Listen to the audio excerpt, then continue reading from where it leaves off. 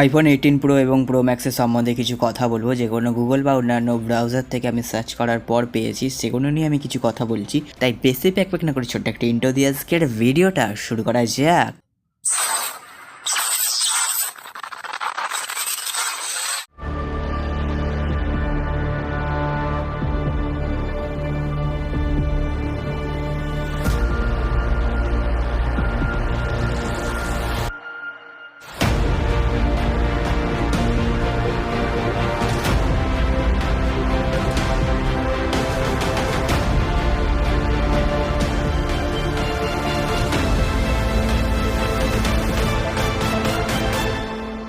2025 সালে iPhone 17 pro এবং pro max orange কালারটা সব থেকে পপুলার একটা কালার ছিল। সেরকমই 2026 সালে মোস্ট পপুলার কালার হচ্ছে ডার্ক চেরি। আইফোন 18 প্রো এবং প্রো ম্যাক্স এর মধ্যে আরো কালার বা রং আছে। এই ফোনগুলো গুগলের কথা মতন আরো 4টে কালারে আসতে পারে বলে আশা করা যাচ্ছে আইফোন 18 প্রো এবং প্রো ম্যাক্স। সবার প্রথমেই দেখাচ্ছে সিলভার কালারটা। সিলভার কালারটা আইফোন 17 প্রো এবং প্রো ম্যাক্স এর মধ্যে অলরেডি চলে এসেছে। সো এটা নতুন কালার না, পুরনো একটা কালার। তারপর এটা বাদ দিয়ে আরো যে 3টে কালার আছে, এই 3টে কালার একদম নতুন পাবে। সবার প্রথমে কথা বলবো এই ব্ল্যাক কালারটাকে নিয়ে। ব্ল্যাক কালার তোমাদের কেমন লাগে আমি জানি না, কিন্তু আমার অসাধারণ লাগে, অনেক বেশি রিচ লুক দিচ্ছে। আইফোন 18 প্রো এবং প্রো ম্যাক্স এই দুটোই ব্ল্যাক কালারের মধ্যে আসতে পারে বলে আশা করা যাচ্ছে। এরপর পাচ্ছি ব্লু, লাইট ব্লু, খুব হালকা একটা ব্লু শ্যাডো আছে চারদিকটা। ফাইনালি এবছরের সব থেকে হিরো কালার এবং সব থেকে পপুলার কালার হচ্ছে এই ডার্ক চেরি, যেটা আমার অসাধারণ লেগেছে। গুগল থেকে বা বড় বড় ইউটিউবারদের থেকে জানা যাচ্ছে যে এই 4টে কালারের মধ্যে আইফোন 18 প্রো এবং প্রো ম্যাক্স আসতে পারে। এখনো পর্যন্ত পাওয়া তথ্য অনুযায়ী ডিজাইনের কোনো প্রকার পরিবর্তন হচ্ছে না।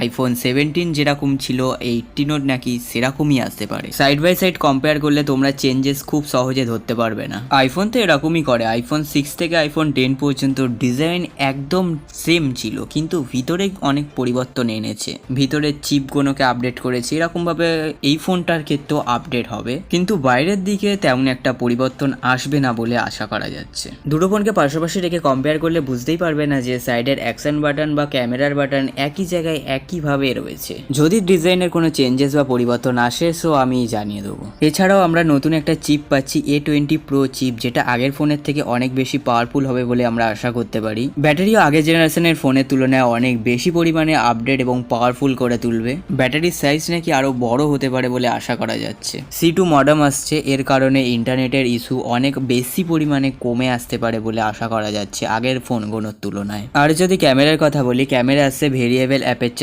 সহ 48 মেগাপিক্সেলের মেন সেন্সার এবং 48 মেগাপিক্সেলের আল্ট্রা ওয়াইড অ্যাঙ্গেল লেন্স এবং 48 মেগাপিক্সেলের টেলিফটো জুম লেন্স সহ আসতে পারে বলে আমরা আশা করতে পারি।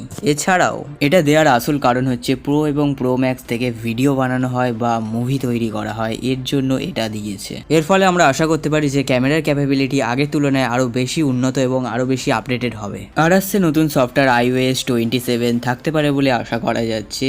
এর কারণ হচ্ছে প্রত্যেকবারই নতুন নতুন iOS আসে, এবছরও আসতেই পারে। এছাড়াও আইফোনের দাম কি আগের জেনারেশনের তুলনায় একটু বাড়বে, সেটা তোমাদের কি মনে হয় কমেন্ট বক্সে জানিও। এছাড়াও নাকি ফোল্ডিং ফোন আসতে পারে আইফোনের, সেটাও আমি একটা অন্য ভিডিওতে তোমাদের সাথে কথা বলবো। এটাও আমরা গুগল বা অন্যান্য ওয়েবসাইট থেকে তথ্য জোগাড় করবো, তা তোমাদের জন্য আমি ভিডিও আনবো। সো একটু দেরি হতে পারে, তার জন্য সাবস্ক্রাইব করে আমার সাথে থেকো। আর তোমাদের কোন কালারটা সব থেকে বেশি ভালো লেগেছে সেটা কমেন্ট বক্সে জানিও। আর আইফোন 18 প্রো এবং প্রো ম্যাক্স এর ভিডিওটা আমি এখানেই শেষ করছি। দেখা হবে অন্য কোনো একদিন, অন্য কোনো ভাবে, অন্য কোনো নামে, অন্য কোনো রূপে। ততদিন তোমরা সকলে ভালো থাকবে। আর তোমাদের যে মানুষগুলো ভালো রাখে তাদেরকে ভালো রাখার দায়িত্ব কিন্তু শুধু তোমাদেরই।